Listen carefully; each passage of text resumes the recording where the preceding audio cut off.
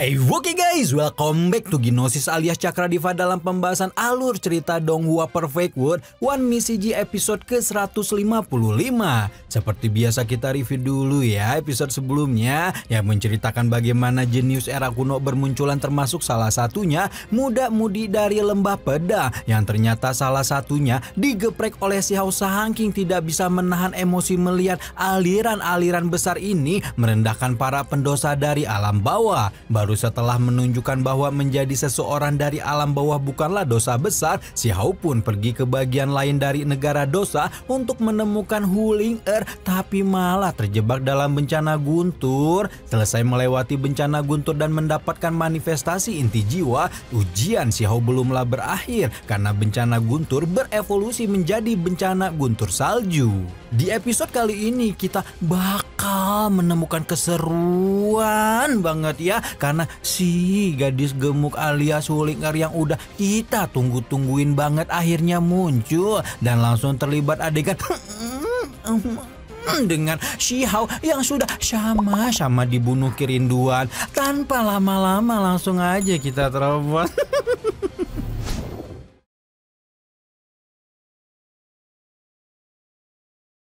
Si Hao masih berada di pegunungan primitif negara dosa dan terjebak dalam hukum dingin ekstrim bencana guntur yang merupakan pengujian puncak bagi para praktisi ranah ahli tertinggi. Masih di bawah penindasan bencana guntur ini, si Hao merasakan bagaimana seluruh tubuhnya menjadi tersengat guntur tanpa ampun. Namun bukannya merasakan sakit, si Hao justru merasa kantuk luar biasa hingga secara perlahan semakin sulit untuk mempertahankan kesadarannya. Kesadaran si Hao seperti tenggelam ke dalam lautan tak berdasar dan hal itu membuatnya sangat sulit untuk menjaga jiwa untuk tetap tersadar seolah jiwanya telah bersiap untuk tidur panjang. Nah, ketika upaya mati-matian si Hao untuk menjaga dirinya tidak tertidur inilah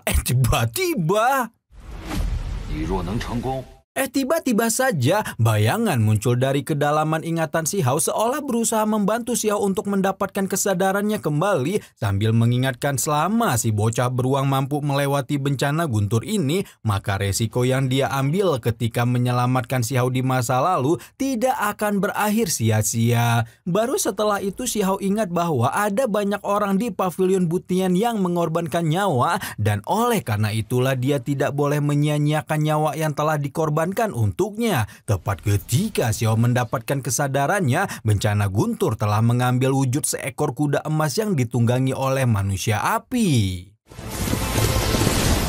Ketika kuda emas dan manusia api yang mendunganginya muncul, si Hao langsung tahu jika wujud ini adalah bentuk nyata dari pengujian yang harus dia lewati dan dia tidak akan gentar untuk menghadapinya. Manusia api melemparkan tombaknya lurus-lurus ke arah si Hao, membuat si Hao juga tidak ragu menarik keluar tombak gunturnya dan menangkis semua serangan tombak yang terarah padanya. Baru setelah ayunan tombak tanpa henti perlahan mereda, manusia api dan kuda emasnya telah berada begitu dekat dengan si Hao, membuat si Hao melengkungkan tubuhnya seperti busur sebelum akhirnya menghujamkan tombak guntur ke tubuh manusia api dan menyelesaikan pengujiannya. Baru setelah manusia api dikalahkan, si Hao merasakan kekuatan guntur mengaliri tubuhnya seperti air banjir, seolah-olah dia telah mendapatkan kehidupan baru yang amatlah berbeda. Si Hao mengedarkan pandangannya ke pusat bencana guntur dan menemukan kolam guntur berisi cairan bencana guntur yang merupakan salah satu cairan ilahi tak tertandingi di surga dan bumi. Si Hao pun akhirnya mengambil waktu untuk nyantai-nyantai di kolam guntur sambil menikmati cairan bencana guntur, merasakan inti jiwanya menjadi lebih kuat daripada sebelumnya dan untuk pertama kalinya memberi si Hao kesempatan untuk menyicip tahap sempurna dari ranah ahli tertinggi.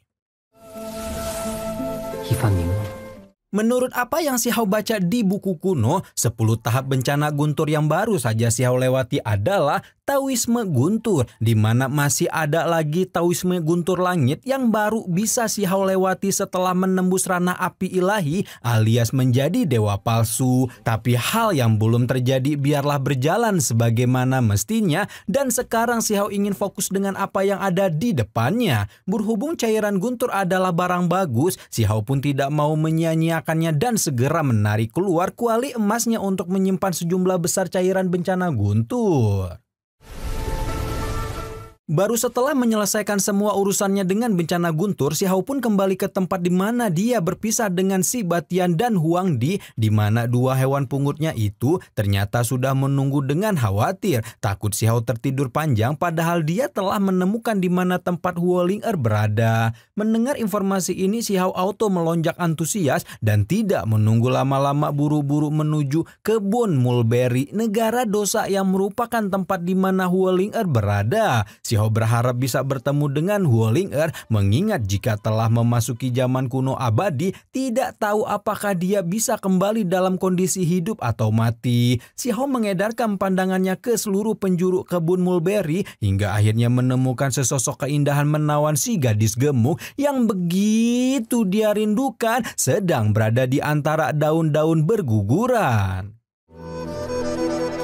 Sosok Huoling'er masihlah secantik apa yang Si Hao lihat, namun penampilannya jauh lebih sederhana, bahkan terlampau sederhana untuk seorang tuan putri terhormat kerajaan api yang dia kenal. Namun meskipun Si Hao telah melihat Huoling'er ada di hadapannya, pemuda batu kecil itu memutuskan untuk tidak langsung menyapa dan menikmati setiap gerak-gerik yang dilakukan si gadis gemuk dengan tatapan penuh kerinduan. Si Hao hanya bisa menghela napas berat, tidak bisa menahan rasa pedihnya melihat bagaimana gadis yang tidak pernah tinggal dalam kesengsaraan semasa hidupnya kini harus bertahan hidup dari memetik daun mulberry seperti ini.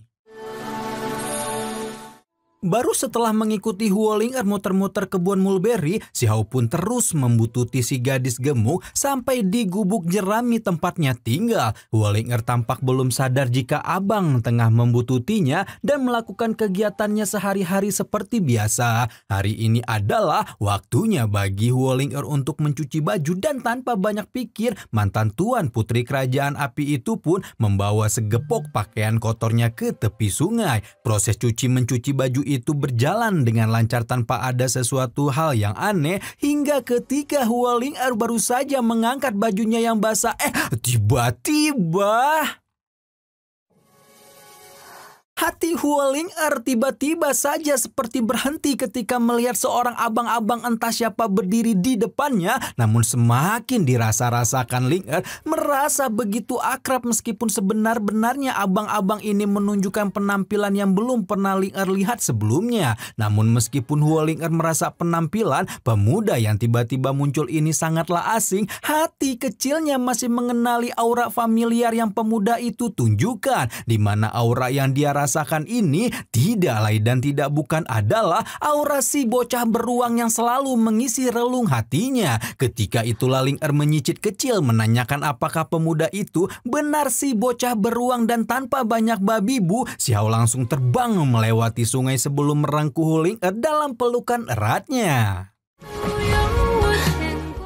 Ling'er tidak bisa menahan air mata yang turun menyusuri paras ayunya saat merasakan pelukan yang begitu dia rindukan, sekaligus juga tidak menyangka bahwa lelaki yang selalu mengisi kepalanya ini masih hidup dan menemuinya dalam keadaan sehat sejahtera sentosa. Ling'er tidak bisa berkata apa-apa lagi kecuali membalas pelukan Si Hao sambil mengadukan betapa kacau kehidupannya setelah mendengar kabar kematian si bocah beruang. Awalnya Ling'er tidak percaya, namun setelah berita itu semakin tersebar luas, tidak ada yang bisa Ling'er lakukan kecuali menerima fakta itu dengan hati yang hancur lebur. Sayangnya adegan antara Si Hao dan Ling'er itu harus ditunda setelah kemunculan Xiao Langsen alias si dewa serigala yang sekarang telah beranjak dewasa. Si Hao tentu ngomel-ngomel ketika melihat Xiao Langsen telah tumbuh menjadi serigala dewasa, namun masih saja bersikap begitu manja kepadanya. Sementara Ling'er hanya berdiri dengan senyuman melihat Xiao Langsen menunjukkan kebahagiaan luar biasa setelah bertemu bapaknya lagi. Ling'er kemudian membawa Si Hao ke bagian lebih dalam dari rumah jeraminya dan menunjukkan sebuah susunan batu giok putih yang kini telah ditumbuhi tanaman liar di bagian tengahnya. Tumpukan batu putih itu tidak lain adalah makam Si Hao yang didirikan oleh Ling'er setelah sang putri kerajaan api mulai bisa menerima bahwa Akang telah pindah alam selama-lamanya. Setelah melihat makam itu, Xiao Langsen bercerita panjang membuat Xiao seperti bisa mengintip ke dalam ingatan Hualing'er melihat bagaimana si gadis gemuk tenggelam dalam kehancuran setelah mendengar kabar kematian Xiao dipaksa kuat untuk membangun makam dari kekasih kecil yang bahkan dia tidak lihat sendiri kematiannya. Meskipun begitu, lambat laun Hualing'er harus menerima kenyataan dan akhirnya melewati musim demi musim berganti memandangi makam kosong itu seolah berharap jika akhirnya semua ini hanyalah mimpi dan suatu saat dia bisa melihat si bocah beruang muncul di hadapannya seperti tidak terjadi apa-apa. Meskipun begitu, musim demi musim terus berlalu dan harapan hanyalah tinggal harapan hingga akhirnya Hualing'er pun menyerah dan memilih untuk menyimpan ingatan tentang Xiao jauh di dalam hatinya. Masih tampak jelas bagaimana rupa Xiao muda ketika dulu pertama kali bertemu dengannya, di mana teman kecil yang begitu nakal itu terus tumbuh dan semakin dewasa hingga akhirnya meninggalkan kesan manis bak candu yang sulit untuk Hualing'er kendalikan. Hualing'er masih sering menangis sendirian sebelum mendengar suara Xiao samar-samar yang menanyakan kenapa dia terus menangis. Ling'er tahu Xiao tidak akan senang melihatnya hancur seperti ini dan oleh karena itulah Hualing'er akan berusaha kuat meskipun dia tahu perjuangan untuk menguatkan diri ini bukanlah perjalanan yang mudah. Tapi untung semua penantian dan perjuangannya kini berbuah manis ketika orang yang begitu dia rindukan muncul mengusap air mata di paras ayunya sambil menunjukkan penyesalan telah membuatnya tenggelam dalam kekhawatiran selama bertahun-tahun. Xiao benar-benar merasa bersalah kepada Hualing'er di mana bahkan tanpa dihancurkan oleh kekhawatiran, Tuan Putri Kerajaan Api itu sudah sangat menderita karena bertahan hidup di tengah kejamnya dunia atas. Baru setelah melepas rindu yang telah lama terpendam, Xiao dan Hualing'er pun mengambil waktu untuk nyantai berdua membicarakan apa saja yang telah terjadi pada Xiao selama ini. Hingga akhirnya Hualing'er tahu jika Xiao sebenar-benarnya merupakan Huangzi pemuda viral alam atas beberapa waktu belakangan ini. Obrolan terus mengalir hingga akhirnya sampai pada pertempuran jenius 3000 provinsi, membuat Hualing'er buru-buru menunjukkan nada khawatir karena tahu bahwa peserta tahun ini tidak hanya akan diisi oleh para jenius surgawi alam atas, namun juga para jenius era kuno yang sangat mungkin mengancam keselamatan abang. Namun ternyata Xiao yang saat ini muncul masihlah sekuat Xiao yang Ling'er kenal, di mana bocah beruang itu tidak akan pernah gentar melawan siapapun, dan hal itu juga yang membuatnya khawatir tanpa henti karena pemuda bodoh ini terus membuat dirinya di antara hidup dan mati. Meskipun begitu, Hualing'er berusaha untuk percaya bahwa Xiao akan tetap kembali seperti apa yang dia janjikan. Nah, tapi walaupun Hualing'er hanya pasrah mendengar Xiao hendak pergi, ternyata Xiao Langsen lah yang tidak rela melihat emak ditinggalin noib mulu sama bapaknya, bertanya apakah Xiao benar-benar harus pergi lagi padahal Hualing'er telah menunggunya begitu lama.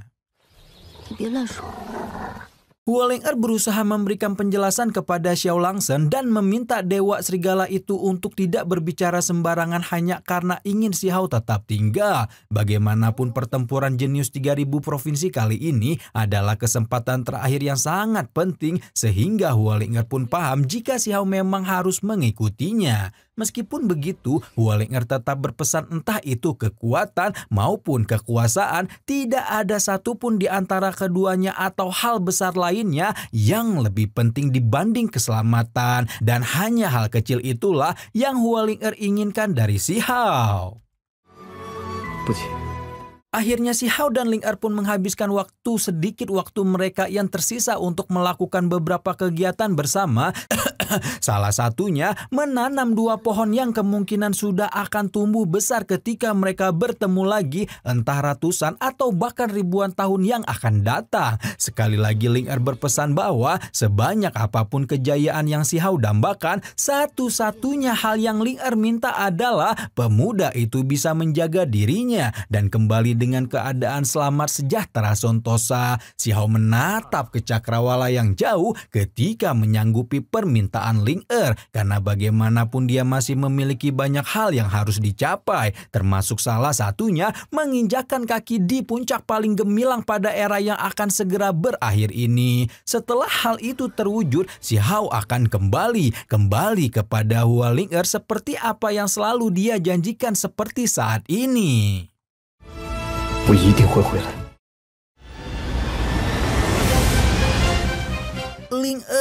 Ling Er, waduh, baru juga ketemu udah dipisahin lagi aja nih dua sejoli sama sutradara ya. Edan ini sutradara nih minta digaplok aja nih sekali-sekali. Ya setidaknya kaum penggemar Eneng gemuk udah lumayan terobati lah ya. Ngeliat ini Hua Ling Er akhirnya muncul setelah beratus-ratus episode berlalu. Kira-kira bagaimanakah perjalanan si Hao melewati pertempuran jenius 3000 provinsi setelah ini? Tentunya bakal makin semangat ya, berhubung udah abis ketemu sama Neng gemuk kesayangannya.